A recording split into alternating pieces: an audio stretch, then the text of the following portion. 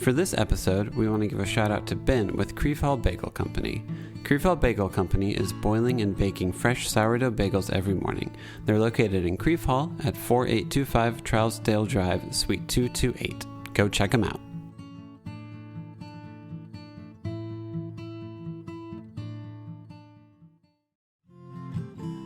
Welcome to another episode of the Nashville Dads. This week, we have on owner of FAB Pizza, Afton Farnsworth. We talk about having a kid with type 1 diabetes, astrology signs, and how many kids you should have. We hope you enjoy.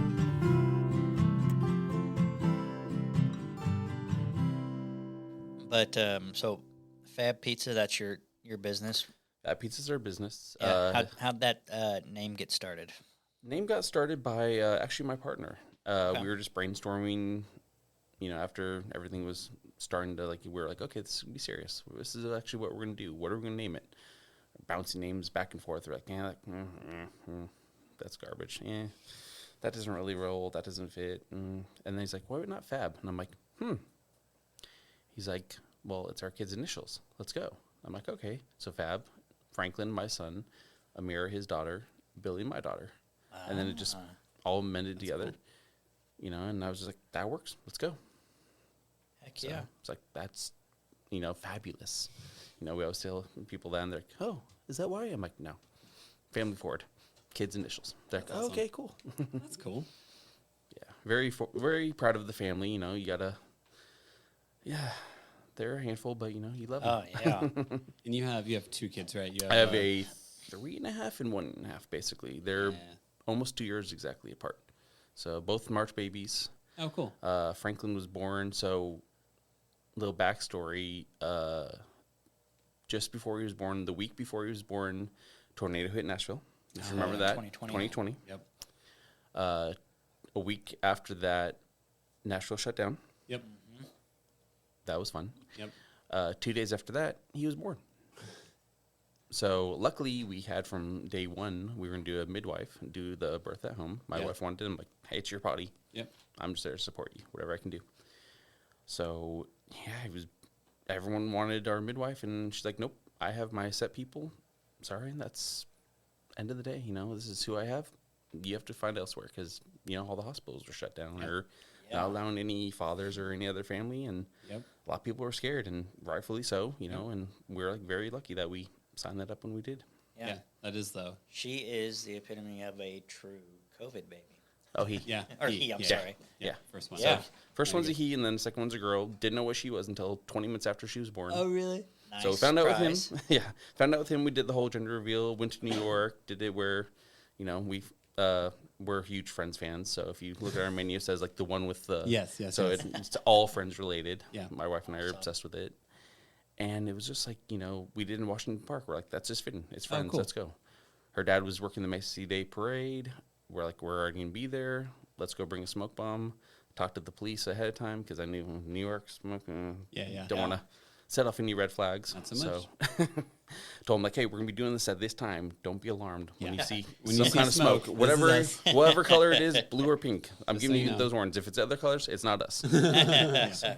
Are you originally from New York? Born and raised in Los Angeles, actually. Oh, okay, cool. So I'm another transplant that came here and has been grinding since. Yeah. Been doing it been here for I think we're 5 or 6 years. 5 years this October. What made you move out here?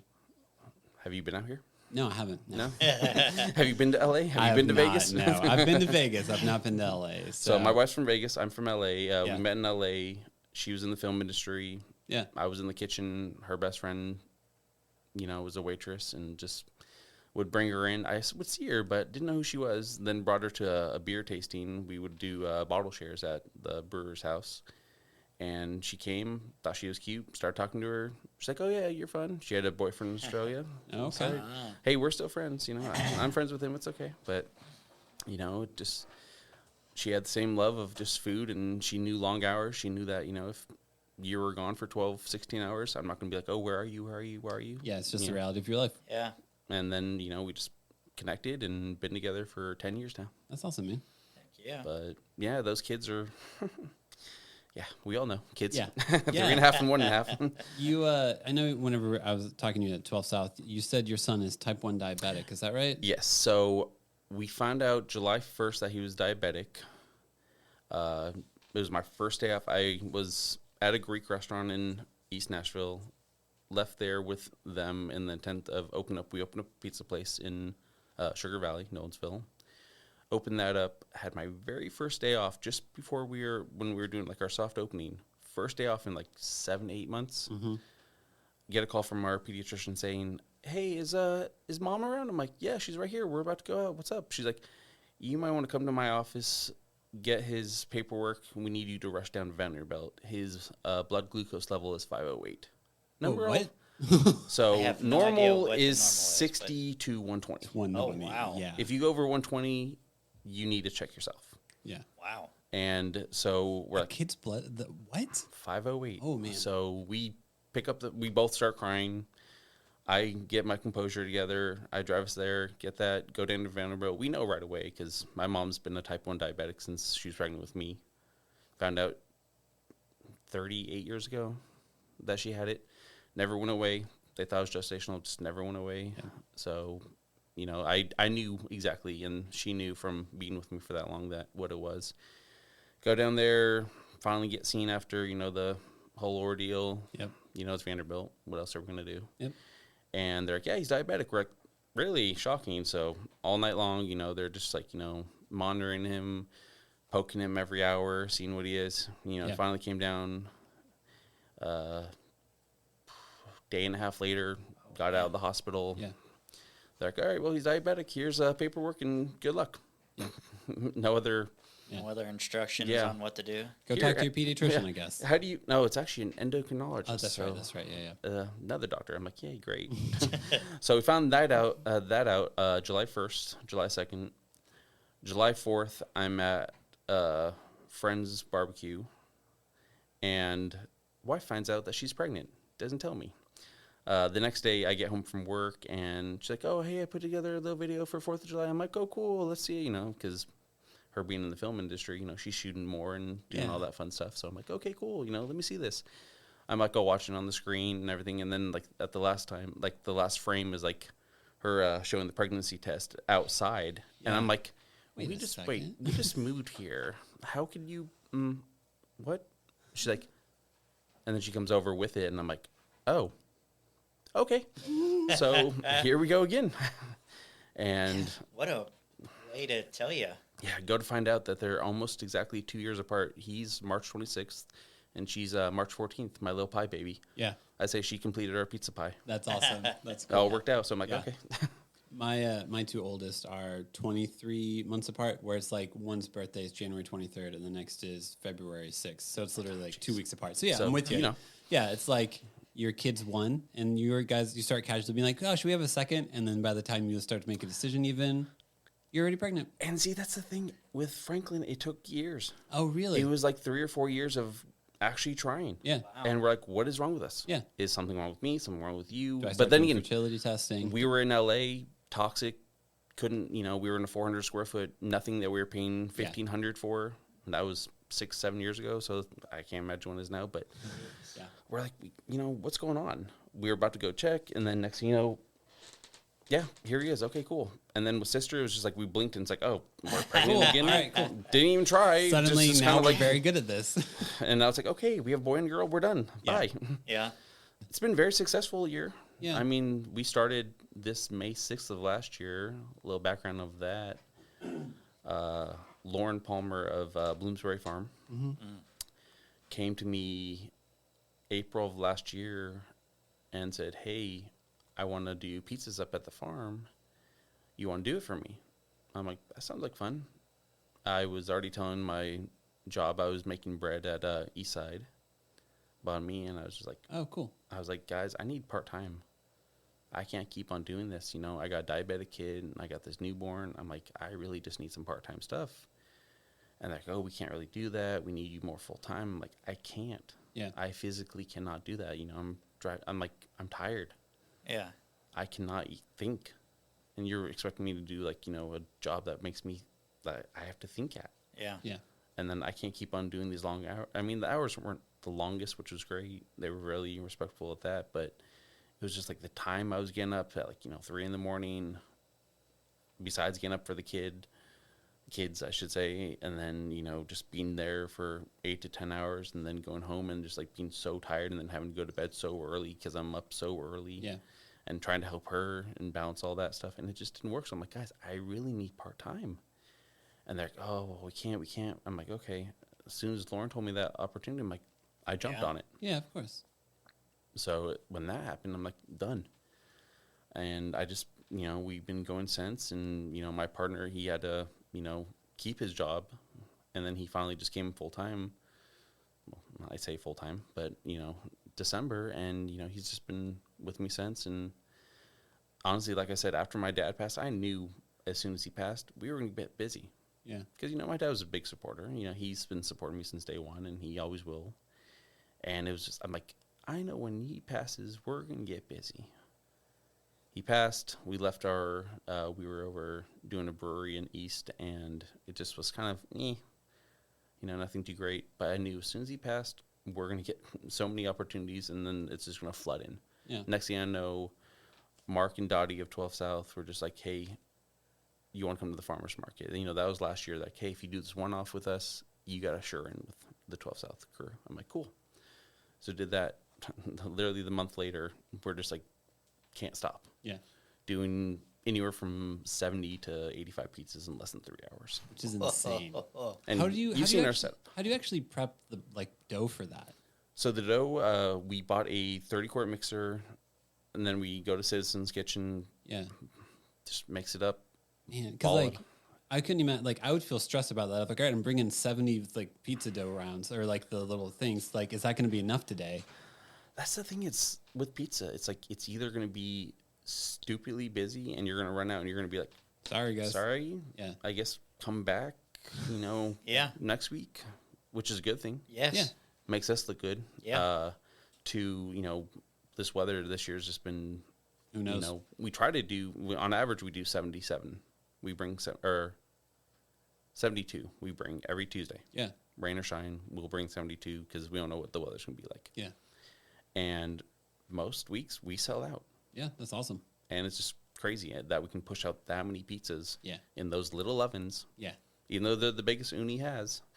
That's not a sponsorship. Sponsor me. Sponsor him. It's just how we can do that. And we're definitely okay, we need a third person. Yeah. And as you know, and have you been to the 12 South, Marv? I have. Okay, so you know how busy it gets. Yeah. Yeah, it's not a slow market. No, not at all. I mean, It's great, though, man. Yeah. It is so cool. We've had to average about 2,000 to 3,000 people walking through that market every single week. Whether they stop at us, they stop at other places. Yeah, they're around. And you have a very prominent spot. We have one of the best spots, I feel. I don't know how we got that spot. I'm not going to say anything about it. Yeah, let's not talk about it too much. But Yeah.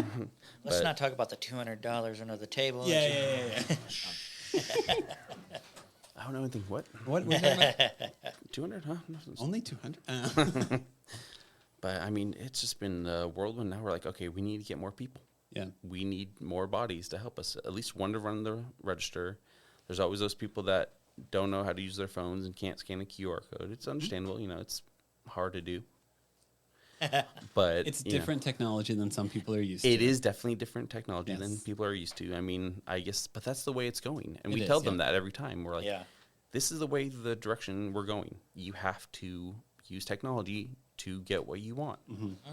You're not going to be able to carry your own cash. You're not going to be able to give me your card. But we still do it. We still will accept cash. We still will accept, a card on site. We prefer the Square because it takes away from our POS. It takes everything away, so we know, okay, we have this left.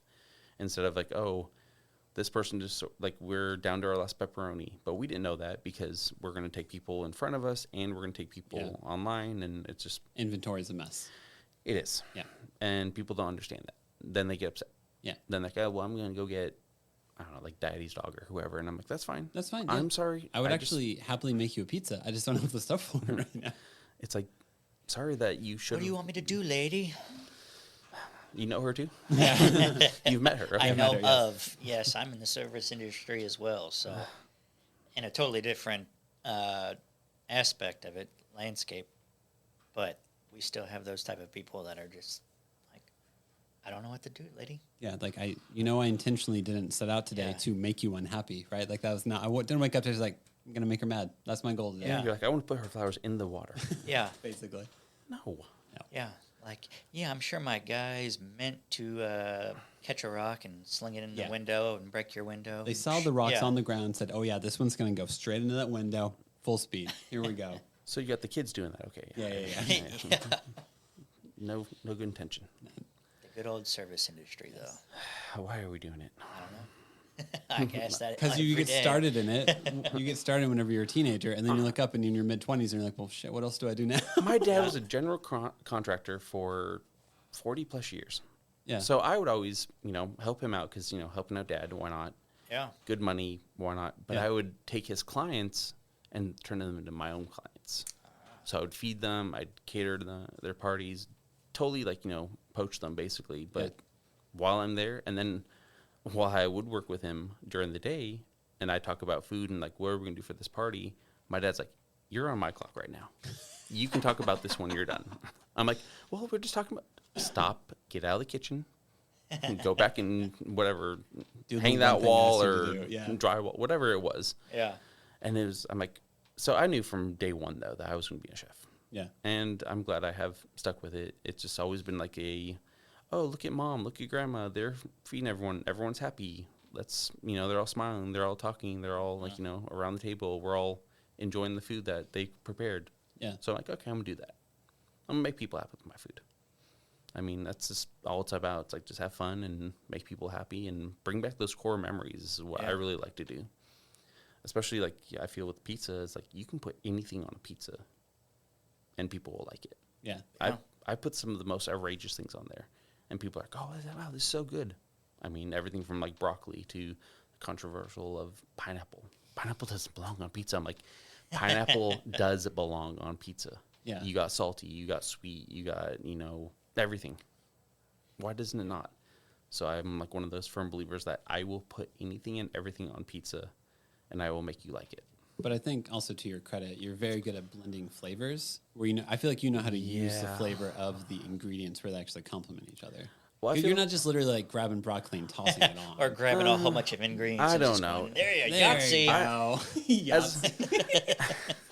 As I've told you, it's the rat that does all the work. Yeah, I got a tattoo. I got a tattoo of Remy. Oh my gosh, that's dude. awesome. Or I have All linguine. right, so That is amazing. Ratatouille.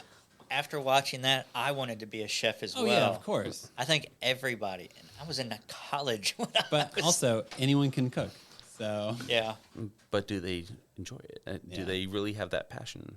And that was the fun thing about my dad is he never did any of the cooking. yeah, My mom, she did it all. She was the typical housewife that cooked, clean. He went to work. She did everything at home. yeah, It took it for them to separate, for him to be asking me, "How do I cook this? How do I do that?" Then he turned into Mr. searing a steak, putting it in the oven, Oh, steaming artichokes, and then asking my mom for, recipes and everything. And then, long story short, they were together, divorced, back together. Yeah. yeah. But it took him like that long, like 40 plus years to actually learn how to be in the kitchen and cook. Yeah. He's like, "Oh, I can do this." I'm like, "You can cook for yourself. Yeah, good job. I'm proud of you." But like as Colette says in Ratatouille, mom didn't have to deal with the dinner rush. Yeah. Didn't have to cook 20 different dishes. It's true. It's like he can cook. Yeah, he did some good things. I was very proud of him. But when it came to him, like, you don't know what I have to go through every single day.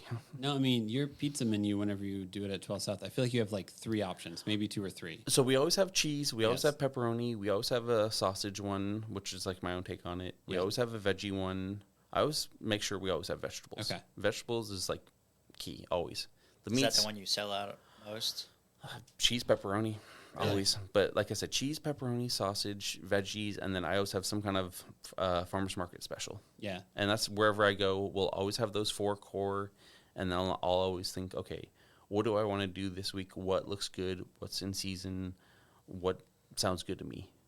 I mean, I'm even thinking not even in season, but I'm talking to, what's her name? Mama Yang. Oh my gosh, I'm so tired. But Mama Yang, dumpling and boba, Yes, right? yeah. I can't think of the person who I know. runs the But shop. she's a sweetheart. Yeah. She came over. She's like, "Hey, what do you think about doing a boba pizza?" I'm like, Ooh. "Okay." Well, right away when she said that, my brain went cream cheese base. It's like a salty sweet cream cheese base, her boba, some boba drizzle, whatever. And, you know, so like I'm always like, my brain does not stop. Yeah. I tell my wife, it's like, you know, this song, Scat Man. Yeah, yeah. Well, who doesn't? I mean, it's a great song. That's how my brain feels. Yeah. It's like, blah, blah, blah. It's like so many things going on. Yeah. And it's like, it won't stop. Have you heard the song? I probably have, but I don't remember. We need to play it for him. We're just gonna listen to some jazz scat, some Ella Fitzgerald also. There you go. After this. And then just like, but I always think, okay, this is fun. And like, I'm just keep on having fun. I'm not taking it too serious, but I'm just having fun with it. You know, running with whatever produce shows. And that was a big thing why I loved it out here, is that I could get that, you know, fresh ingredients all year long, which reminded me of Grandma. Grandma had the acre garden in the Hollywood Hills. She traded all her fruits and vegetables to the meat vendor at the original farmer's market in L.A. on 3rd and Fairfax. I'm talking back in the 40s, 50s. Yeah. Little bargaining, like, hey, That's pretty cool. I'll give you that sandwich. You give me, you know, some cookies, you know. Yeah. We'll make that happen, you know, kind of thing. That's awesome. And so it's like, it just really inspired me. And that's why I got, you know, a portion of her garden tattooed on me. Cool. Because I was just like, you know, let's just have fun with Mom's name there. And I got Grandma up here because, you know, 2 inspirations. That's awesome, man. Let's do it. How many days do you work? Do you do? I know you definitely do Tuesday at 12 South. Well, as the business, Yes. Tuesdays 12 South, Fridays is Bloomsbury Farm. We're up there for Farm Fridays. She opens it up to everybody. Says, come and get my produce. Yeah, I was doing research on you on your Instagram and saw that you guys got that from the Bloomsbury, and then I looked at their page. I mean, that is a freaking 400 awesome. acres of pure bliss. Yeah, I step on the ground. it's I get the beautiful. chills. Yeah. You have to go up there. Go up there on a Friday. If you're not doing anything next Friday, go up there. It's just pure magic. You can get a really nice pizza while you're there. Yeah, I don't know. but I mean, they've got a school. No, they've got, I haven't been up there yet, but They got school that they're actually building a new building.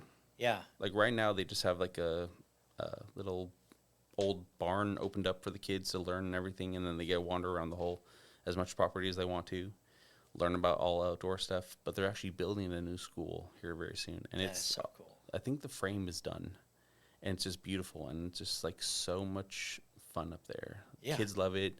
They just put up a new water slide, an What? inflatable water slide. They did that for the first time, and kids are like, best day ever. I wanted to go on it, but I just had surgery on Thursday. I'm like, I'm not going to Yeah, go probably on not this. the best And time. next thing I know, I'm like, sorry, I can't make your focaccia sandwich. I'm Basically, sorry. can't stand. But it's so breathtaking up there. Yeah. You literally go up there, Smyrna, way up in the hills. Like I said, 400 acres of just like nothing but beauty all around you. You don't get sick of any view you see. That's cool. Yeah. How So- did you get introduced to her? When I first moved out here, we were in Brentwood at the time. So I'm like, okay, let's look up farmers markets. Looked up farmers markets, saw that the Franklin one, that's not why I named him Franklin. Saw the Franklin farmers market, looked into it. I'm like, oh, this looks like fun. Went over there. She was the first farmer I met. She's like, hi, my name's Lauren. I'm like, I'm Afton. I'm a new chef in town. Tell me, what do you got? What's your whole thing about? Met her and just been friends with her since. You know, done a lot of events with her before I even did the pizzas. You know, just been hanging out with her, take her fruits and vegetables and, you know, either pickle it, ferment it, lacto ferment it, make vinegars. I mean, I've done everything with her stuff just because I've always loved all her produce. It reminded me of Grandma. So I'm like, I'm going to go where it reminds me. Did you do culinary school at all? I did culinary school. Did a little junior college just to see if I liked it. Yeah. And then after that, just worked in the industry forever. And then 2011, I was in Italy for a year. Oh, okay. That's not the tie for pizza. It's just because I love pizza. No, I mean, who doesn't? yeah. Dad bod. I And got that as well, my friend. there you go. You're not alone. No, we have to get him. Sorry. Eat these cookies. Sorry. And yeah, so it was just like, you know, went to Italy, did that whole thing for a year. Did Sicily for 5 months. Oh man. Worked 18-hour days every single week. Yeah. Had one day off in the month.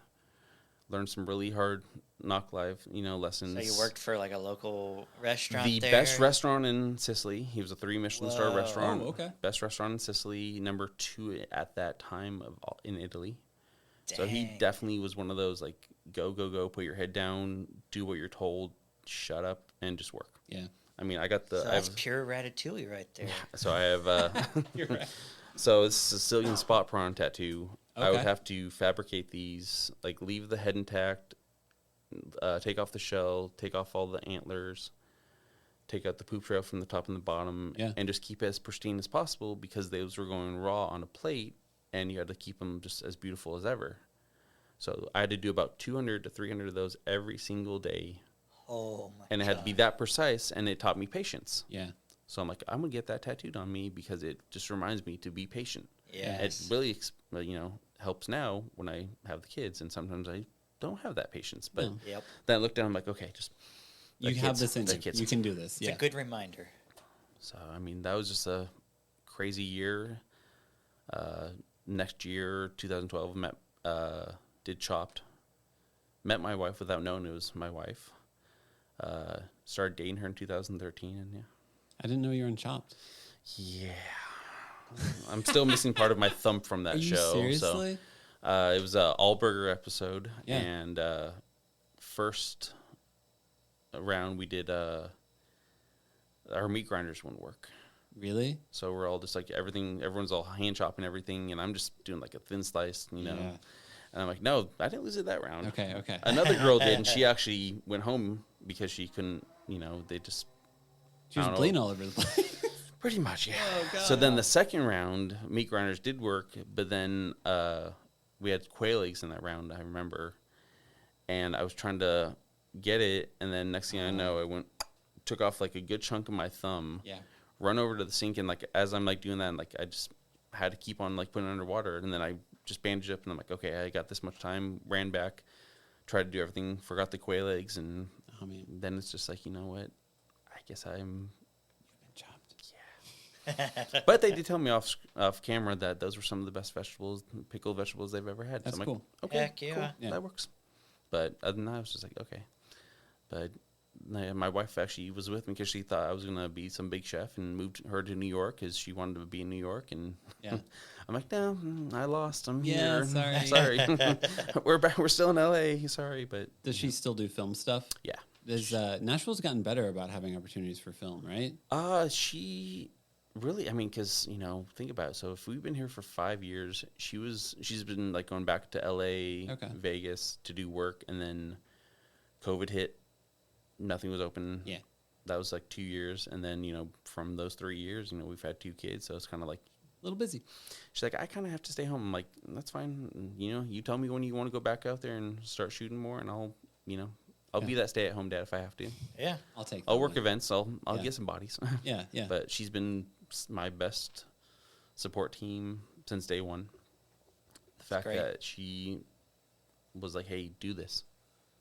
This is Yeah. what you want to do. Go for it. And, when I got the opportunity, she's like, you can't pass this up. That's great. She's like, you need to do this.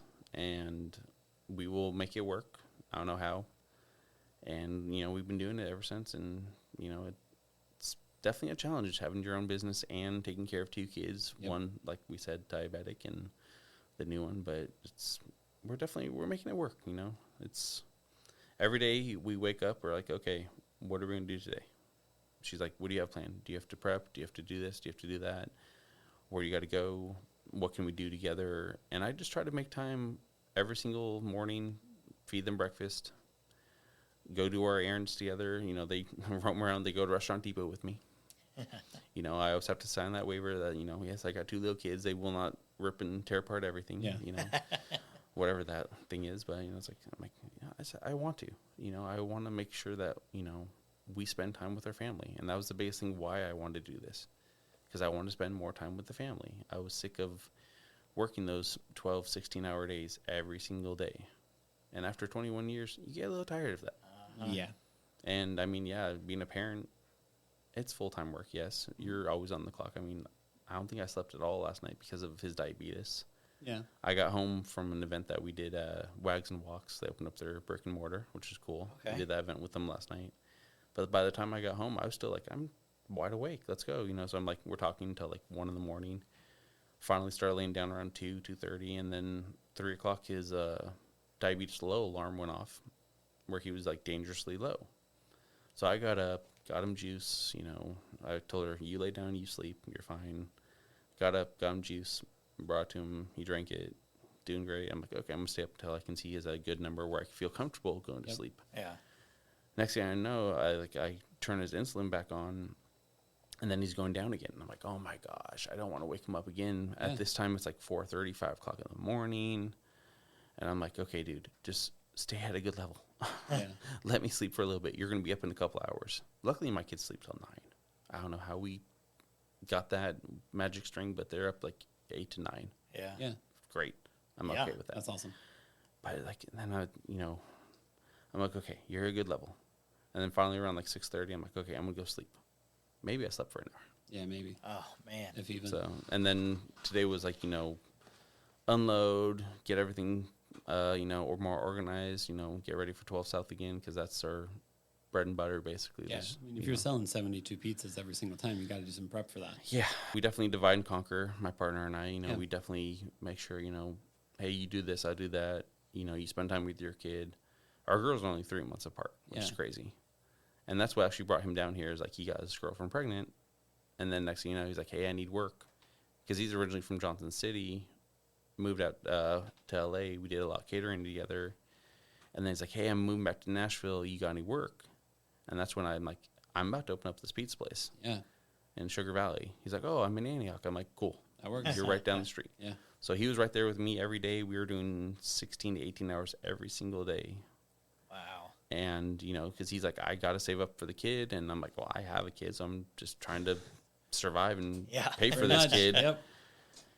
And then, I told him, like, on the phone before he moved down here, I'm like, look, no matter where I go, I will take you with me and you'll be taken care of. That's awesome. And like I said, we've been friends and been working together every day since he moved back down here. So it's great.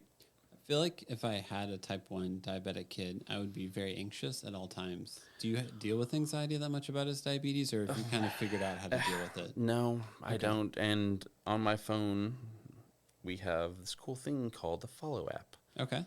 And it allows us to see what he is at all times. Oh, cool. So it's good and So bad. does he have like a little patch or something? He's got two patches, one that delivers the insulin and then one that scans and sends it to us every 5 minutes. Okay. So right now, wife's about to wake him up from his nap Yeah. and give him a juice Cool. because he's going down. So it's like, it's a good thing because we can look at it at all times and no matter where we are, as long as he has Wi-Fi on him. Okay. Because his phone and that communicate to each other. Oh, so you have okay. to have Wi-Fi. Yeah. Or if we want to put it on our phone, hotspot, it's fine. But it's one of those things where you're like, I'm always looking at it. Yeah. We have what we call a pixel. It's like a little alarm clock, and it shows his number, his arrow, and it like tells you every 5 minutes it updates of what he is. So it's great. You know, you don't have to look for a phone middle of the night. You can just, okay, he's good. Yeah. But me, I'm like constantly staring. I'm like, okay, you're good. Okay, you're good. Okay, you're not good. And it's like, it's a blessing and a curse. Yeah. But I'm constantly looking at it because I feel bad for my wife who's dealing with the 1.5-year-old and then dealing with him who's being 3.5. The normal. Yep. And then I just feel bad where it's like I want to be there and I want to like help her as much as I can, even though I can only look at the number and just be like, I'm sorry, he's low, I'm sorry he's high, whatever. But it's a constant. You're looking at it, and it's like, how do you not look at it? I would look at it constantly. You have to. Yeah. Because it's like, this is his life, Yep. and you brought them into this world and you want the best for them. And it's scary to think that, luckily at his age right now, high is not a bad thing. Low is where it gets scary. Okay. Low is where, we go to the hospital or we use this like emergency, like an EpiPen basically it's full of sugar and just like brings him back to life basically. Yeah. Gotcha. I've only had to use it almost once. There's one occasion where we give a 2-year-old pasta and you're thinking, he's going to eat it. Didn't eat a bite. And he's dropping like a rock. And we're like, okay, let's get him ice cream. Didn't eat ice cream. Every single thing we had in our fridge, pantry, freezer, you name it, he wouldn't touch it. We're like, what do we do? Yeah. We're about to use this pen, and then my wife's like, oh, I just remembered. I saw someone said, do honey. That way we can put it in this system without him really knowing, like, you know, what it is. Did that, brought up some, and then he got his appetite back. But, I mean, when you get to that low, signs are like, you know, vomiting, which he did 3 times. So we knew something was wrong. And then just not eating. And we're like, dude, we gave you all this insulin to keep you alive. Yeah. And now it's like, you know, bringing you down. You need to eat something. So it's scary. It's a scary game. It is. You know, and my mom's never, she said when she was younger, she had, you know, episodes like that, but she feels for us every day. She asks, how is my little, you know, type 1 buddy? Yeah. You know, and they're, you know, have that in common. And I've always told my mom, I'm more your son than, you know, dad's, because I look like you, I act like you, I care like you, all these things. And I'm like, oh, this is another thing you gave me. Yeah. It's like, sorry. I'm like, it's just weird how it skips a generation for now. Well, I mean, even like trying to get, I have a 7 and a 5-year-old, trying to get them to eat anything, and they aren't diabetic is a journey. Yeah. And knowing, and like, so I don't even have in the back of my head, like, hey, if you don't eat, you're just going to be a jerk later because you're hungry. Not like, does your liver stop functioning because you don't eat pasta? That's not in my realm of like things that could go wrong. With the pancreas, it's like, well, it's like, dude, just eat. Just eat. That's all you have to do. He's like, and then like, you know, he pushes away. We're like, okay, well then we'll give you something else. Yeah. So maybe when he gets older and understands, hey, I have to eat this because I already gave myself insulin because my pancreas isn't working, it will be okay. But right now it's like, okay, throw at whatever we can at him. Yeah. And we're actually, that's a misconception. People think, oh, diabetics, they can only have low sugar. They can only have, no, diabetics can have everything and anything possible. Just give yourself enough insulin for it. My mom, on one hand, is the old generation of, I can't have this because my diabetes. I can't have that because of my diabetes, because it'll shoot me up or whatever. We're taking the approach of give him anything and everything he wants. Let him be a kid. Just give him the insulin for it. And when he gets older, if he's like, hey, I want to go on basically a keto diet, you know, all protein and, you know, some vegetables, because a lot of vegetables have a lot of carbs, then that'll be him. We're going to leave that to him. When he gets to that age, cool. Until then, we're going to let him eat and drink anything he wants. You know, if he wants ice cream, we'll get him ice cream. He wants, you know, chocolate milk, which we don't do. You know, we'll do that. Whatever it is, you know, we're not going to tell him no. Yeah. It's like, how do you tell a 3-year-old no? You don't. Not successfully. No. But it's okay. So we're okay with that. You know, we're like, okay, if you know, we'll just give you extra insulin. And sometimes we hit that number and we're like, okay, hey, we did great. And then sometimes we go over and, you know, he drops and then we give him juice or we give him an applesauce or whatever to help, you know, peanut puffs, whatever it may be, you know. Yeah. Helps bring him level. Yeah. I don't know much about diabetes, but what's like a low number? So anything below, I mean, we get scared anything below 60. 60. Okay. So the range is 60 to 120 is like perfect. You talk to my mom, she's 95% in that range because she eats like a bird and, you know, takes care of herself. Yeah. But she doesn't, like, you know, she knows if she has this, it's going to do this to her. Yeah, she'll have days where she eats whatever she wants and then she regrets it later because she feels all the pain. Yeah. She feels the highs and the lows. He just feels the lows. Like we see it when he's shaky, he's not feeling good. We see that, but highs right now, our endo said, he's not going to feel the highs right now. But when he gets to this age, he will start feeling the effects of a high. And, you know, there's different things for if you're low or high, like, you know, the way you feel, if you get nauseous, like just all the different symptoms, you know, that we're going to have to deal with, you know, the rest of our lives. Yeah. So, I mean, it's a challenge every day. You know, you wake up and you're like, okay, I want to make this for breakfast. He eats it. We're like, okay, we gave him enough insulin because this is what we counted. You know, MyFitnessPal for the win. And it's like, okay, cool. We gave him enough insulin. And then next, you know, you're like, he's skyrocketing. And you're like, what's going on? It's a guessing game, basically. So we're literally guessing every single day. We have a rough idea of like what he should be having. But most of the time, like, with some diabetics, you have to give them more. Like, they call them brittle diabetics. So it's like with like rice or bread or really high carb, starchy things, that will affect some diabetics a lot more than it will affect other diabetics. Like my mom and him, like my son, you give them something like rice. A normal diabetic, yeah, they'll go high, but with them, they go super high. Yeah. And it's just one of those things where, like, it's just the way their body's working. Maybe he'll grow out of it, maybe he won't, but right now it's like we always know, like, okay, 20 grams for this, 10 grams for that, 40 grams, okay. So we do the math, give him the insulin for it, whatever it may be, and then we know, okay, it's a bread or it's a rice. We always add at least like 15 to 20 more than what was suggested. Yeah. So then we know, okay, this is what it's going to be. So like for lunch, he had a piece of bread, he had Italian sausage patty, and he had a cutie. That was only supposed to be maybe 2 units of insulin, but we know with the bread, we got to give him an extra unit, and he's probably running around right now. That's probably why he is going low. But it's like, we're picking up things, as we go, and these are things that we, as parents, are finding out just ourselves.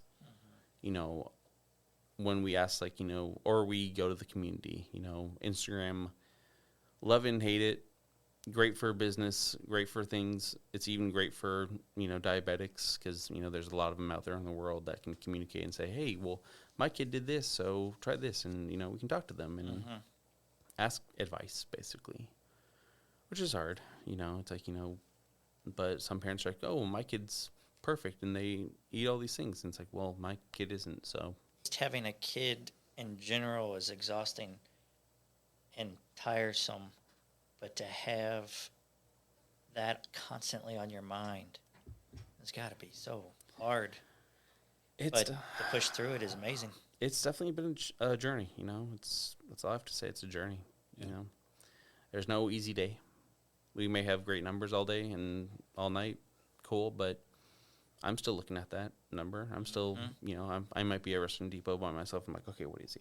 Yeah. And like, can I pick something up, and should I, like, bring something home, and it's just like it's a struggle. I mean, I think one thing I've learned from being a dad is my biggest hope is to create an environment for my kids in which they can feel like they can succeed and be themselves without any barriers. So, like, for your son, how can I make sure your insulin stays within a range that you're going to be able to be a kid? And that's the hardest thing, you're going to tell me, when they get older, they're going to go to parties. Yeah. They're going to want to eat the cakes. Yeah. They're going to want to drink the sodas. They're going to want to Be like everybody else. Yeah. Pretty much. And, we don't want him to feel like, oh, I'm the outcast. You're already going to look like one because of all your cyborg devices on you. You've got like 3 things in your arm. I'm standing next to you with my phone out, checking your numbers. Yeah. So he's already going to go through that of, like, embarrassment of, that's why a lot of people will wear pods that have tubes so they can take them off, so they don't have to show them, so they can hide them. Yeah. And a lot of people are embarrassed by it. I don't know why. Just because it's different. Yeah. Realistically, it's not a good reason. I'm different. Yeah. Me too. Yeah. I'm okay with that. Yeah.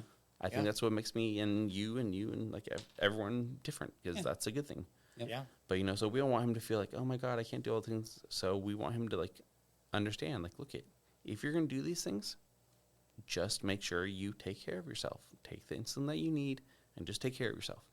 We're really dreading the whole teenage into college years. If he decides college, I mean, alcohol. Yeah. Alcohol is a big thing that really affects diabetics, because, it's all that carbs turns right to sugar, and sugar's going to spike them up. Yep. And, what do we do? Do we tell him, like, okay, don't ever drink? No, he's going to go drink. Yeah, pretty much. We're going to tell him, if you drink, this is what's going to happen to you. So you need to be aware. Yeah. So it's like, I know we're going to crash that path when it comes, but as they get older, it's like new challenges, as you know. It's like every day you're like, okay, what's the next challenge I'm going to have to deal with? No, there's the reality of, type 1 diabetes doesn't just suddenly go away, right? Oh, no, it will never go away. Yeah, it'll never go away. So for the rest of your life. Until they come up with a cure, hopefully it'll be one of these days. I mean, they're definitely making some good breakthroughs. There's always progress. Yeah. Yeah. So much. But there's that reality of like, so whenever he's in high school, to assume a 17-year-old who's at a party around alcohol, cake, anything, is just going to be like, no, I'm on insulin. I can't do that right now. That's unrealistic. to assume that Peer would pressure. happen. We all remember peer pressure. Yeah, Yep. pretty much. Come on, just do it. Just It's just one thing. Yeah. I don't want to. Yeah. Come on, just one. You'll be fine. Just come to this one party. Yep. No, I don't go to parties. Yeah. Yeah. No, there's the reality though. Like whenever you zoom, like, all right, in 10 years from now, what does this look like? New set of challenges. Every year is going to be a new challenge. Yeah. And like you said, your kids are like, yeah, I don't want this today. And they push it Yep. away. We can't tell them that. It's like, dude, if you're not going to eat this, you're going to eat something else. Yep. We Yeah. give you the insulin for it. Until you can give yourself insulin and know what you're going to eat, and you're telling yourself you're going to eat this. This is how this works. Yeah. If you Sorry, want to dude. stay alive, this is how this That's works. how we'll tell it to them. Dude, you want to stay alive? Yeah. Yeah. You're going to eat this. We would like for you to stay alive. Can you Yes. please eat the pasta? How's that? I know your son probably takes up a lot of your mental space because of that.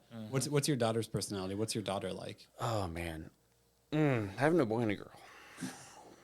Night and day different. They really are. Night and day difference. And is your older one I a have boy? 2 girls, and then my youngest is a son. There you go. Yeah. That's right. And, I mean, man, you can agree. Yeah. Night and day difference. Drastically different. And go to first and second kid difference. Yeah. Wow. Yeah. So what was easier? I think, but honestly, they both. See, Yeah. I don't have it fair. It's not fair to me. Yeah. I have one that's a diabetic. Yeah. That How can is I true. compare? That is true. I'm already comparing apples and oranges to boys and girls. Yeah. But I'm also comparing apple diabetic to orange Yeah. Normal? ish. Yeah.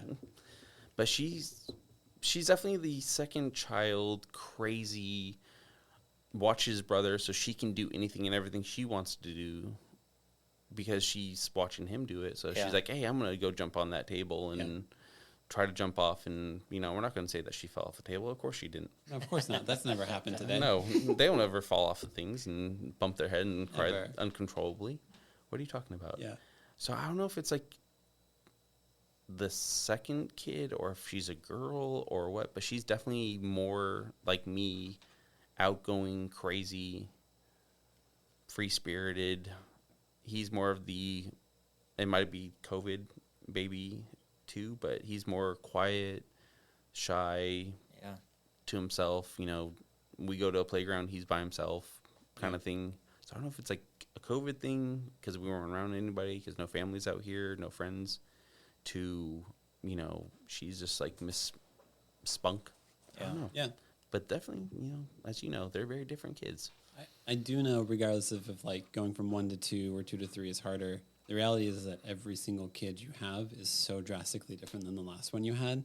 Like I remember that with holding our second daughter or our second kid, that like every comfort technique I used for our firstborn, second kid hated. Every comfort technique I used on the thirdborn, hated all of them. So like you just have to constantly, kids make you humble constantly because you just reminded how much you don't know and how different every person you meet is. Yeah. So like you have to like stay in a humble state at all times because your kids will make sure you stay in a humble state at all times. 100%. I mean, like you said, you do one thing with him, he loves it, cool, awesome, let's go. You do it with her, and she's like, Screams louder. Screams louder. oh my God. Yep. Nope. Firstborn wanted to be swaddled, dark room, white noise machines, thank you, all that stuff. Second kid was like, just don't touch me. And I'm like, wait, how do I offer you comfort then? I don't know. All right. Okay, get this guy. Yeah, he needs an award. Exactly. That's basically what happens. Though. It is so true. Yeah. And asking me about third one, I already told you no. Yeah. I have a boy and a girl. I'm dead. I'm done. But And then, like, the reality is, like, you do feel like, I'm not going to act like I didn't. I felt super insecure when that happened. Every comfort technique that I just worked my ass off and learned patience for didn't work. And I was like, no, I don't want to learn this again. I'm so tired. I just want to hold you. I just want to hold you and have a sweet moment. Exactly. And then she's like, Not like this. Hold me on your left shoulder, not your right shoulder. And you're like, fine. Yeah. hold me by my left ankle. Yeah, Okay, basically. jeez. Cool, you're not screaming. I feel like we did where you kind of hold your arm out and you football hold them, like where their head's like in your hand and you kind of hold them like this. You're just like, cool, you're not screaming currently and you're safe. And this is connection today. All right, here we go. Never did And that I position. tried everything and nothing worked for Ada. Yeah. Oh man. Yep. And that's the thing. It's like, they're their own little humans. Yeah. And that's fine. And that's awesome. You guys be you, but it's kind of like, dude, your brother was cool with this. You're like, whatever. What about age difference? I'm asking these questions because me and Haley have started the conversation, and I don't know if you want me to tell everybody, Haley, Yeah. but about a second kid. Yeah, of so course. yeah, I'm very interested in going from one kid to How old's your kid now? 22 months. Do it. Yeah. They'll be best friends forever. They're, as he can agree, they're so amazing when they're even that close because like you see that bond right away. Yeah. And it's fun watching them bond together. Like we have them in the same room, and it's just fun listening to them blab their gibberish, their baby talk to each other, and you're just like, okay, you guys are friends. You guys are awesome. You see him going up to her, giving her the hug and the kiss, being the sympathetic older brother. Yeah. To just, it's fun. And I have a younger brother who's 3 years apart, and then I have 2 half siblings. Half sister's 15 years older than me, and then older half brother's 9 years older than me. Wow. So I'm kind of like the middle yet older one. Yeah. So I kind of have that middle child, like, look at me, look at me. Yeah. Maybe that's why I'm a chef, because I always want to please people because I want to get the attention. Yeah. Sure. I don't know. We'll go with that one. Your therapy session. Yeah. This is therapy. For Therapy, ya. what's that? Yeah. I need to go So what's therapy. money for that? You have a good therapist? Oh, he does. So, really. Let's talk later. Okay. Yeah. Really. I'm like, I need to go see a therapist.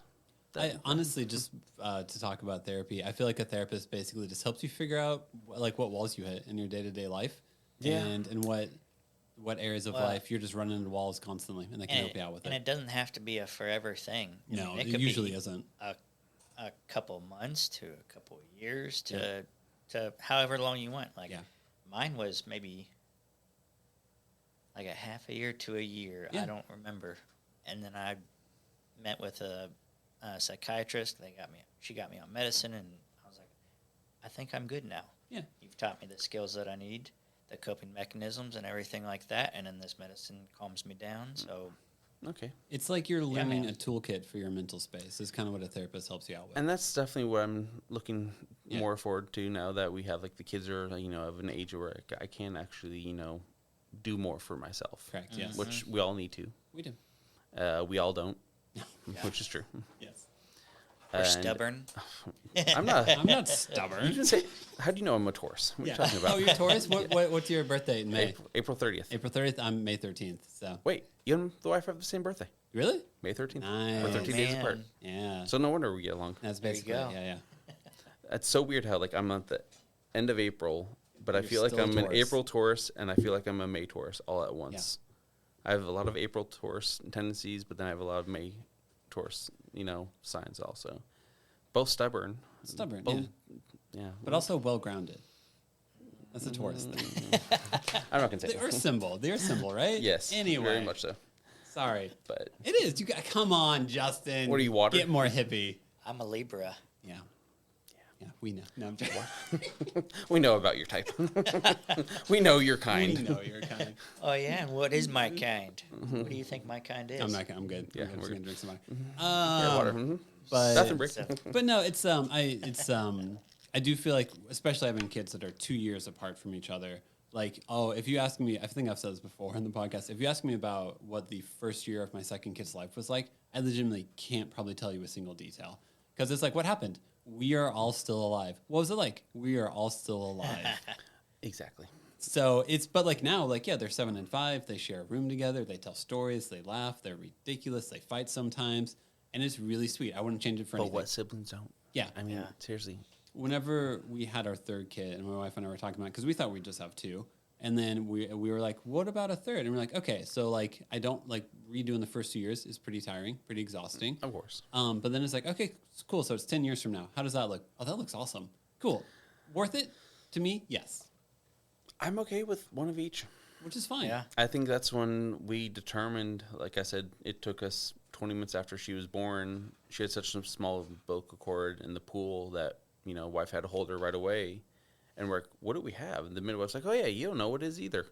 You have a girl. We're like, we have a girl. Oh, my God. That's cool. We got one of each. And then right then there, we're both like, we're done. We're good. Yeah. We got our boy. We got our girl. What else can we have? But also, like, having a diabetic son, that's like takes up a lot of mental space. Yeah. It does. I'd be intrigued to know if you had not the journey that you've had with your firstborn, if you'd be more willing to have a third kid. If he had not had diabetes, we'd still be having only 2. Okay. We both, I mean, like I said, I have a full brother, that's the closest, age difference. And she has a full sister. That's it. Just 2 girls, but they're 6 years apart. 6? Yeah, I think 6. And it's just one of the things where we're both like, we just want them to have one sibling to always play with, to always have them right there, to just, go through life together. And it just happened to be a boy and a girl, which was perfect. Cool. We honestly, especially my wife, she was like, I could have sworn this was a boy. And we still look at her every single day and look at her like, oh, yeah, she's a girl. We actually have a girl. Yeah, yeah. Because she always saw hers, because she was always around girls. I had a lot of girl cousins, a few guys in, like, my neighborhood, mostly all girls. So I was around girls the whole time. She's like, I could always see you as a girl dad. So, yeah, sorry, Nick, I'm telling the story, but, like, when we found out that Franklin was a boy at the gender reveal, she wasn't, like, jumping up and down, over ecstatic, over the moon. She was kind of, like, bummed, because she's like, I saw you only as a girl dad. Yeah. So she's kind of like, oh, man, having a boy. She's like, I know nothing about boys. She's like, I got my sister, my cousin who's like my sister, her daughter. We're all girls. She's like, I don't know anything about boys. So she wasn't the happiest. Yeah. Man, I was like, cool, whatever. It's a boy. Yeah, yeah. I was just like, I want him to be healthy. I don't care what it is. Yep. And then after, my wife's like, I honestly wouldn't trade him for the world. She's like, he's the coolest little dude. He's so much fun. He's got his little attitude. She's his first love. I know. Replaced. Yeah, that's right. Sad moments. Whenever we had our second kid, we thought it might be a boy because, my wife's pregnancy felt different and everything. And there's that weird moment of like, okay, this one's also a girl. And we're like, oh, no, we're glad it's a girl. We're glad it's a baby at all. Like, this is great. But, like, we both assumed it'd be a boy based on every other... We don't really know anything, and I'm kind of more dealing with that in my reaction. Exactly. So you understand. So it's like, with my wife, like, with Franklin, man, her heartburn was, like... That was the worst of it all. Yeah. Didn't have morning sickness, didn't have the cravings, nothing crazy. The heartburn. Yeah. From, like, second trimester on, the heartburn was the worst thing in the world. Kid came out balder than a cue ball. Or they have to have a lot of hair if you have heartburn. That's what they say. Yep. But nope, he was balder than the cue ball. Yep. So she's like, okay, this is horrible. Second, with Billy, some heartburn, nothing like breathing fire like she was with him. All the different things. Had cravings, never had morning sickness, thank goodness. But, everything was completely different. And so we're like, okay, it's got to be a boy because, all these things. Again, she came out balder than a cue ball. It was a girl. All these things were like, that's so weird. Yep. Well, every person's different. Every birth is different. It really is. And I don't know how they do it. I'm sorry, the kids want you. And I don't know what it is about the second one also. So attached to mom. Yeah. And then, of course, the older one gets more attached to mom because the mom's giving the younger one attention. So just realize that you will just be in the corner, sitting there Useless. looking pretty. Yeah. Did your wife nurse both your children? She's still currently nursing our daughter. Yeah. Franklin, she nursed him for, I think a year and a half or so. Maybe a little longer. I don't know. That was the element we didn't anticipate is whenever my wife would be nursing the newborn, the older child who had just finished nursing, like whenever she got pregnant, would be like, oh, but I want to sit in your lap too. And it's like, no, that can't work right now. She thought that's how it was going to be, but he stopped like, I think a month before. Just stopped. It was like, I'm good. Yeah. I'm out. I'll just drink, out I'll of a bottle. I'm cool. Thanks, bro. I do think there are more elements like that where the older kid realizes they aren't the center of attention. Yep. And you're so tired because you have a newborn that you're trying to figure out how to communicate to your kid who's less than 2. Like, hey, you're fine. Like, everything's good. Yeah. We still love you. And they have all they see is their mom isn't paying attention to them. And you try to hold them, and then they look at you like, who are you? Yeah. I don't want you. She has that one. She has the new one. I want to be in mom's arm too. It's like, dude, let me just hold you. Yep. It's so hard to like communicate with them, like when they don't understand. Like, look, you still get a lot of love. Yeah, yeah. I'll take you out. I'll go do things with you. But look, this one is not available for 20 minutes, however long the nursing session is. Exactly. It's like, dude, just leave it alone. we can go do things. No. Yeah. Even like this morning, our youngest, Josh, really wanted my wife's attention the entire time whenever she was trying to read books with the girls. So I like took him upstairs and we played upstairs for like an hour. Because it's like, if he physically sees you, he screams until you hold him. So what does that mean? I have to take him out of the room. So, or he just keeps screaming at you until you hold him. And you just want to read like 2 books to our kids. So, and he doesn't want to sit there to read the books. He just wants to like hit them whenever he sits in your lap. So I'm going to go to a different room with him and we'll catch up later, I guess. My kids So eat books. divide and conquer in a way. You To have some to. extent, yeah. That's why we say 2, man on man. Yeah. Can't do the zone. I'm doing some. I'm doing some defense. But also, my wingspan, pretty Yeah. solid. So I mean, I got you. I got you're you. not there, a short but- You're not a short person either. No, I understand. But no. My overconfidence level. I'm a stay-at-home parent, though. That was also a big factor for having a 3rd kid. Well, that see that's the thing. It's like I don't know if I could do 3. I can It's- barely do 2 at home when the- wife works. It's the difference between a like sedan and a minivan. So you just think about things very differently. Or Even- a 3rd row SUV. You know, Yeah, I just I don't want you're to. good. I understand. I'm fine. Yeah. I'm tired. Who wants to have another? Going on 1 hour sleep currently. That's the life. I love it. Basically. But it's like these kids. It's like they're so much fun, but so exhausting. Hmm? I tell that to everyone. Like they're the Yeah. best thing that's ever happened to me. The absolute best thing. More than any opening of a restaurant, more than being called a chef. Because that took years Yeah. to Yeah. all the travels. It's like I wouldn't give it all up because it's taught me and it's gotten me where I am today. But man, those kids are the most rewarding thing I've ever seen and done. Yeah. It's like I hate when they're gone, to be Yeah. honest. Yeah. I'm like one of those emotional parents that I'm like, I hate when you guys are gone. Yeah. I can hear the voices in my head and they're not nice. So Yeah. bring those screaming kids back. And, Yeah. let me video call you so I can hear them screaming and, Yeah. wanting something else. Yeah. So back to your need for a therapist. Oh, God. 2nd kid is definitely fun. It is. Yeah. I'm excited, but also nervous. Good. Like That's that's, how it should be. You should be. That's how it should So, like we've talked about adding on to the house because we don't have Yeah. a 3rd room, and then we're like, well, we can't afford that, Oh, yeah. and When can you afford ever afford it? That is. Honestly. Yeah. but afford an extension of your house and a new kid at the same time. Yeah, you want diabetes? Yeah, that is true. You want to know how expensive that is? No, I've wanna know heard those about- medicines I'd aren't rather- expensive at You all. want to know I'd about the rather $1,500 not. a month oh, in Jesus, insulin? that's to how much keep- it is. I mean, luckily I have some miracle insurance that's, That it's only $1,500 a month. No, I mean, it's still a couple hundred, but it's because we met the deductible, of course. Yeah. Yeah. In it's January. per kid. Yeah. Day 1 in Goodness January. gracious, though. But if I we had were no paying idea it was out that of expensive. pocket for his device that reads it would cost us $1,900 a month if we didn't have this insurance. For his thing that gives him the insulin out, if we didn't have insurance, it would cost us $750.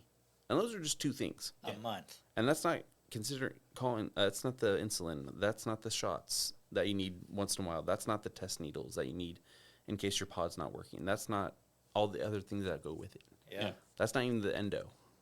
Oh, yeah. We all know pediatricians. They're not cheap. You Yeah. add a specialist doctor, Yep. it's really not cheap. Yeah. But luckily for us, our endo is amazing. He's her youngest client. And she's like, I want to learn with him, even though she's been doing it for however many years. She's like, this is a good way for me to learn. So she's giving us a discount, which is nice. That's awesome. Thanks, Dr. Guy. Yeah, really. though. And, Give him a shout out. We don't care. Yeah. she. Or she. She. Give her a shout out. But it's just like, I feel like we all have to stick together. Yeah.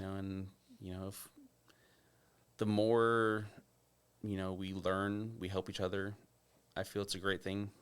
I feel like, COVID, I think, really opened up my eyes. I don't know about you guys, but my wife and I started communicating more. Yeah.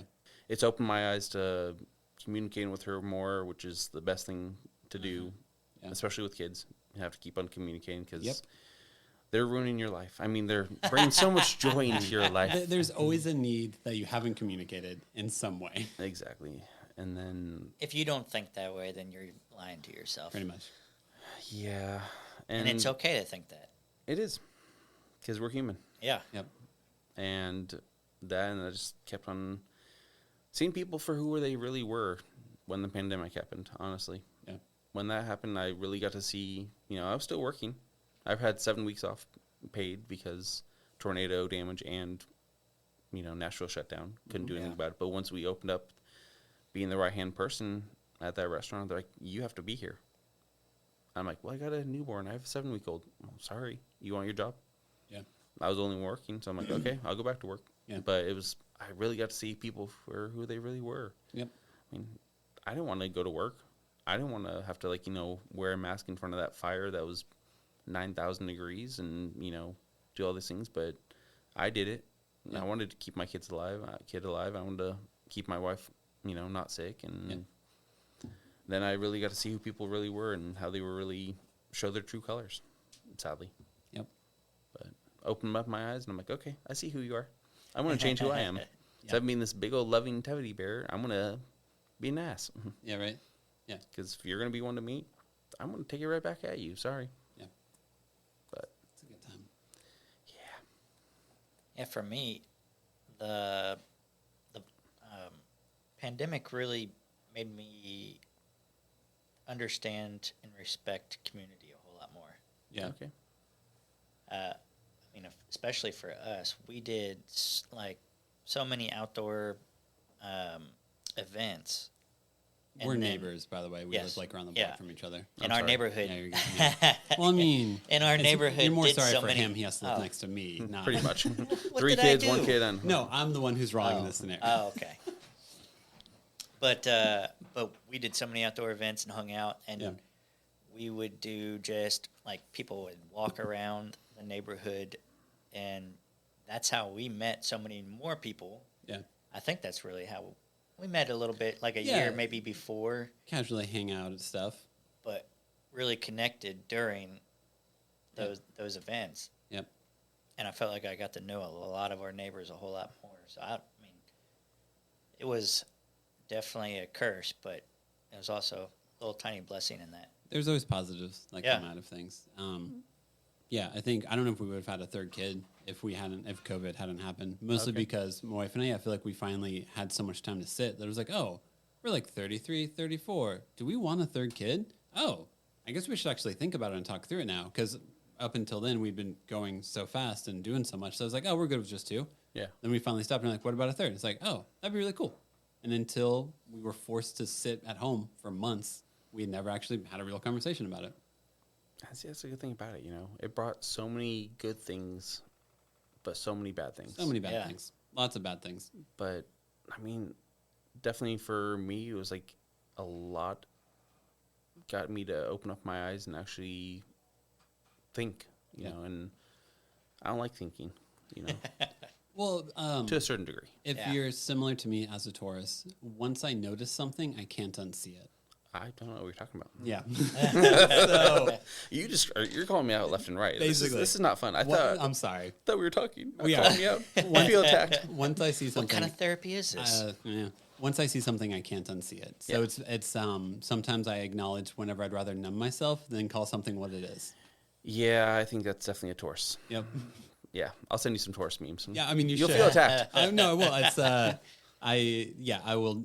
I'm very stubborn, but I don't mean to be stubborn. I don't go into a situation being like I'm going to be stubborn today. I just look up and I'm like, I'm being an ass. That's because he's a May Taurus. Right.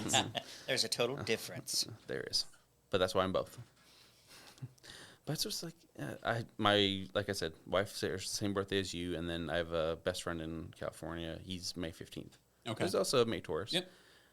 Constantly, we're sending each other Taurus memes. And That's it's like awesome. we all feel so attacked. It's like, are you really calling us out on that? It's like all the things that we are. It's like, oh, geez, really? That again? Okay. Oh, you want to be stubborn? Oh, no, I'm not stubborn at all. Oh, but you're a Taurus? Oh, yeah. Oh yeah, no, you're definitely yeah. Just so many traits. I'm like, damn it. Damn it, I don't want that one to be true also. But I'm also glad that whenever those things resonate, because I'm like, oh, I feel like I actually understand why I'm obnoxious. you understand yourself more. You're like, oh, maybe I don't need to pay for that therapy. Yeah. Oh, wait, no, I do. No, you do. Yeah. I have no idea what the Libra stands for. I don't either, actually, off the top of my head. Well, let's see. When's your birthday? October 7th. Yeah, so I'm trying to think. Well, it'll be for another episode. Yeah. We'll research have and you on get back again. to it. Yeah. But I feel like I've done that where like anytime I look up like a personality test, Enneagram, Myers-Briggs, all that stuff, I try to interpret it more as like, this isn't who I am. It's like, this is how you're kind of annoying at times. This is where you're good at things, and this is where you're kind of annoying at things. And that is how you figure it out. Yeah. It's like we're the hardest workers, but we also can be lazy as hell. I mean, we will work our butts off. We will work 24 hours a day because we know that that's what it's going to take. But we will also be laying on that couch and don't bother me. Yeah. I mean, me anyways, I don't know. You just go all in. It's like, Yeah, if you if have I'm to. working, I'm going all in. We go all in all the time. That's the thing about us Tauruses. We will not give up. We are that stubborn and that passionate about every single thing that we do. And it shows with a lot of our work. How we end the episodes is we ask 5 questions just to wrap it down. Oh, God, I'm scared. So put it to bed, So Justin will ask the first question. He's scrolling. All right. Ask him? Yeah, right. So, and what were your kids' backup names? If you had any. None. None? So you just knew. Right away, Franklin was Franklin because wife's uncle passed early. She wanted to do Frank. I always say my mom's middle name is Lynn, so that's why we're Lyn, Franklin, that Okay. way instead of IN. Because plus I didn't want people in Nashville. Oh, Franklin like this. I'm like, no, stop, just. And it just rolled with it. We were like, okay, so it's Franklin Bernard. So I gave him my middle name and my grandpa's name because I want to keep something. Yeah. He's actually Franklin Bernard Farnsworth Fuchs. My wife's name is Fuchs. There's, like I said, only 2 girls. No one to keep on the name. Okay. And also that was another thing where I'm like, I want you to keep on the family name. There's so many of us, and I don't mind giving you this little joy to keep, family name alive. And then with Billy, I mean, we love that from day one. My dad was William or Bill. Couldn't do William because my older brother has a William. So I'm like, I can't do that. So let's do Billy. And boy or girl, it was going to be Billy. Yeah, and cool. And then she got the middle name on that one. So we got Billy Lene Farnsworth Fuchs again, and just Nice. that's all it was. It was just like, we knew right away. There wasn't like, oh, she should be this. And because we kept on going back to like traumas. Oh, we both have an ex named Sam. We Yeah. don't want that name. Oh, we don't like this name Jordan, even though we love it because of this person. Yeah. Or we don't like this one because of that. And like everything just kept on being like shut down. Yeah. Or like in Friends veto. And it was just one of those, like, we just knew, like, no, there's, like, nothing that would, and I tried Afton, of course. She said no. Why do you want Junior? I'm like, because it's my name. So, I mean, that would be the only alternative I was going to say was my name because it was so Gotcha. unique. But Yeah. other than that, it was just like, we knew right away. Nice. So, we got Awesome. lucky. That's cool. Yeah. Next question. Do you have a favorite TV dad? Favorite TV dad? I mean, we can go back to our 90s dads. Yeah. And, I mean, there's everything from, like, the Al Bundy days to the Tim Taylor. Bob Saget. Bob Saget. Saget. I mean, he was definitely a... Was it Mr. Feeney? Was that the like Feeney teacher? was the teacher. in Boy Meets World. He was a But very he was a like good father figure. figure. Yeah, He he was was a a father father figure. Yeah. I mean, I wouldn't say... I mean, I'd say a lot of them combined Yeah. really just Yeah. like, made me for who I am. They definitely all had their own little lessons. They had their... I mean, Hank Hill even. I mean, propane accessories, Damn it, Bobby. Just like, I can't pick just one because there's so many of them that just like, I loved little things about them. Yeah. Then there's other things that I'm like, okay, that's annoying. Like Bob Saget cleaning all the time. That's my wife. Little OCD. Yeah. Me vacuum my vacuum. No. No. Yeah. But I wouldn't say a favorite because, like I said, so many of them that just gave me life lessons that, I still use today. Cool. So. Heck yeah. That works. Third question. What, if any, do you have that is like least favorite kid show or movie? Like one that is just, I've watched this a million times. I'm done with it. Or just can't stand. Honestly, we stay away from all the sing-alongs right now. Like Okay. all the really cheesy, horrible sing-alongs, I wouldn't say I have a least favorite and something I won't watch because, like, no, everything that we watch with the kids is stuff that we want to watch, and we don't mind watching. Like, he's been on a Toy Story 1 through 4 kick with Moana, Ratatouille, all the Cars movies, all the Incredible movies, and, like, we're fine with watching all those on repeat. Yeah. And we will stay away from all of those, like, obnoxious ones where we don't want to watch it. So we're not going to let them watch it because there'll be those kids that want to watch it 1,000 times, and we will get sick of it. So there's nothing I really don't So like. no Frozen. Never seen it. Okay. I know of the premise, but I mean, Yeah. that probably would be one Yeah. that I would come good. definitely be like, you can go away. You can go freeze yourself again or whatever you do. But yeah, we don't like to subject ourselves to the garbage. We like to just like keep what we like, and maybe it's just the stubborn horse in both of Could us. be. Yeah. But right. also, if you're able to avoid shows that you know will annoy the hell out of you, you just don't rock that boat. Yep. Exactly. Like, if they don't know Blippi exists, don't tell them. What? Who? Don't tell them. Just don't. Once- Bluey?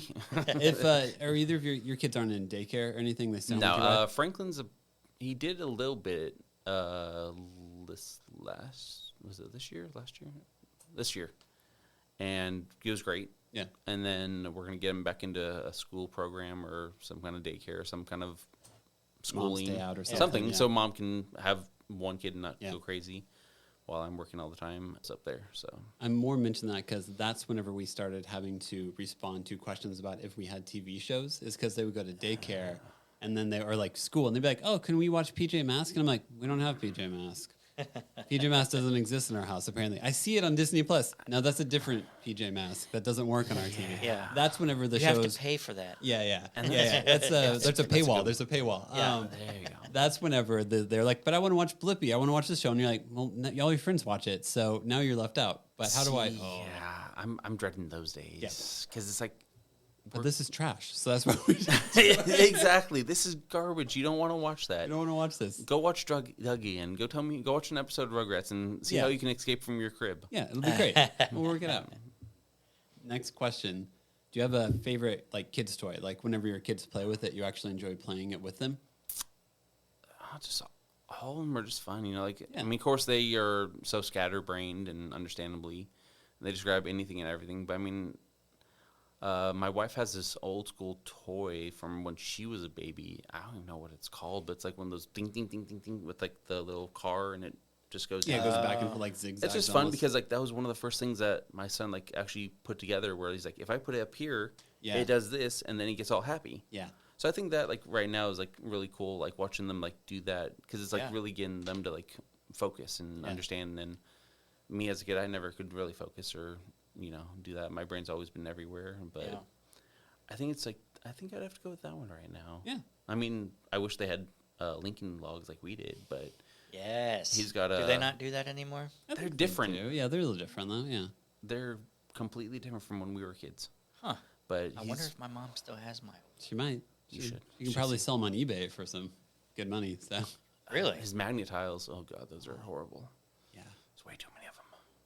And you can slide on those. Those hurt. Oh when you yeah, fall. yeah. They did. Yeah. You step on it. Yeah. Those are the Don't- things that are at the Tennessee Yes. State Museum. Yeah. State Museum. I like Okay. magnet tiles, but They're yeah, if you fun. Yes. Like, once you can understand like what to do with them, it's fun. But right now, it's like, hey, let's take them and throw them all around the house Let's do randomly. 52 card pickup with them. Yeah. When there's now 2,000 pieces that my mom Basically. decided to get for Christmas, I'm like, Yeah. why did you get the biggest one? You know, I'm the one who cleans this up, right? Grandparents, you love them, but They're fantastic. sure, we'll go with that. All right. Last question. Boo. What moment of your kid's life are you most excited to be a part of? And it can be both, or if you just want to do one, it's fine. I mean, I'm excited for all the moments. Every day that they're showing who they really are, I mean, they're changing every single day. I mean, people say that, never really could believe that, but seeing them every single day just like interacting with something different or watching something different or doing something different, and that's just like really been fun. I think the most fun it's like something with Franklin especially is when he really understood what a TV show was or what a movie was, instead of just like, oh, it's background noise, and he like looks at it for 2 seconds and then runs and throws all his toys everywhere. But when he really got to understand like what a movie really was, and like really could understand like, hey, this is what I really love, you should watch it. And like when he like would smile so big, or he'd be like scared, or he'd be like holding on to me, or like whatever, I think those have been my favorite moments so far, is like watching something with them that I grew up watching, or something I watched as an adult even, and I really enjoyed. Like the other day, Mom was at work in Vegas with sister, and I had him, and we were watching Ratatouille. We're laying on the couch just watching it, and he's just looking at me smiling from ear to ear because he knows I got the little rat on my arm. So he's just like, and he's just seeing him be so happy and so joyful. I think it's like seeing them experience things that I loved, I think is now really making me like, this is cool.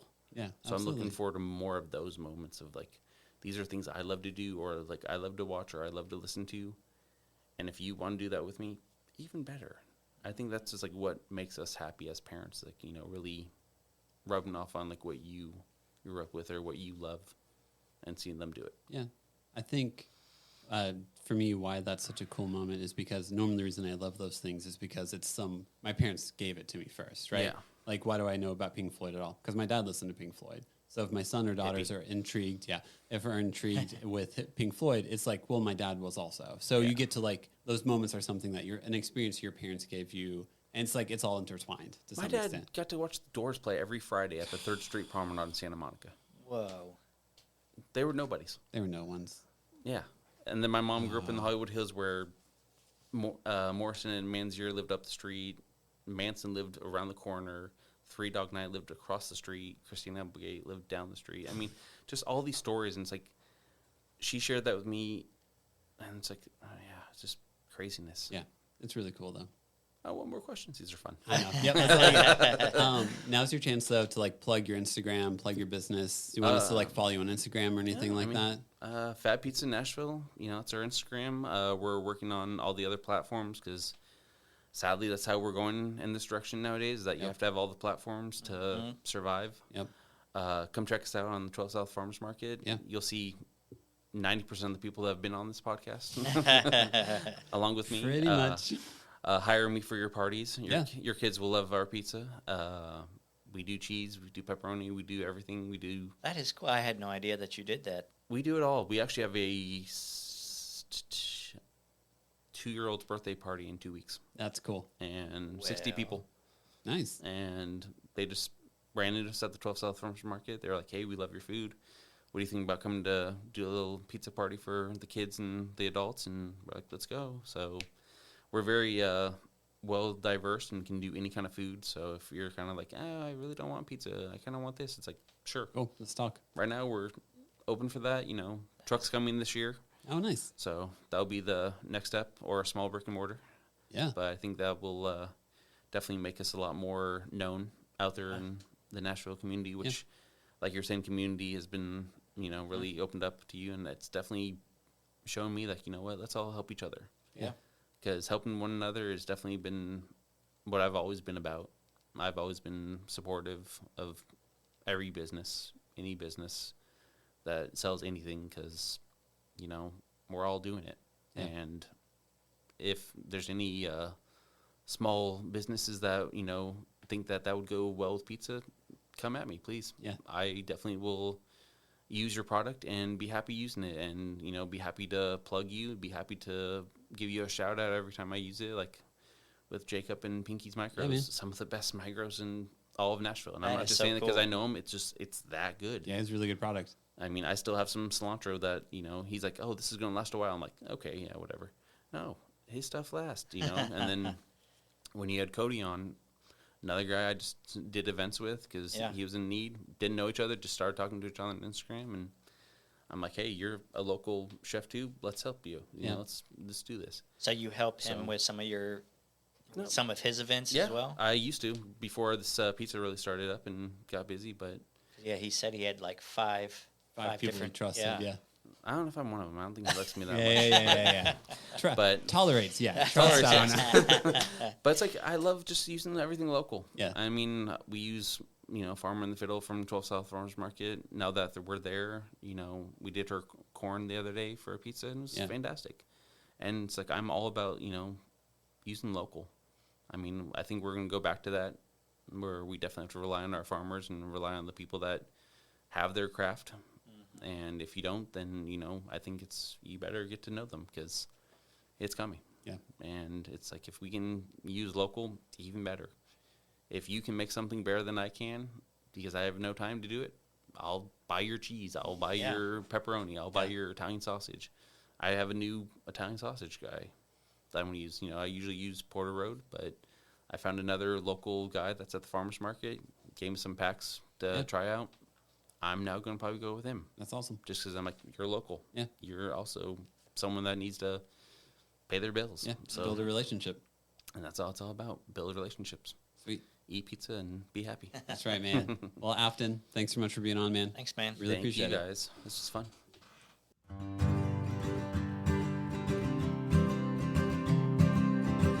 Thanks again for listening. Make sure to follow us on Instagram at the Nashville Dads and to subscribe to us on Apple and Spotify podcast. We record at New Light Podcast Studio, and episodes are produced by me, Devin.